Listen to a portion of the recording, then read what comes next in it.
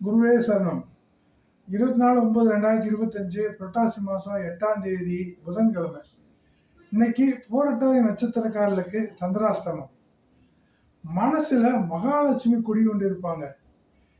செய்யக்கூடிய செயல்களில் ஆதாய வெற்றி நல்ல யோகமானதா அமையும்.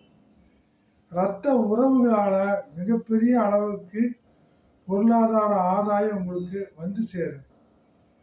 கடல் கடந்து வேலைக்கு போகிறவங்களா இருந்தாலும் சரி, கடல் கடந்து பெரிய அளவிலான வணிக வியாபாரம் செய்கிறவங்களா இருந்தாலும் சரி, இன்னைக்கு மிகப்பெரிய ஒரு ஆதாய வெற்றி உங்களுக்கு ஒரு யோகமானதாக வந்து சேரும்.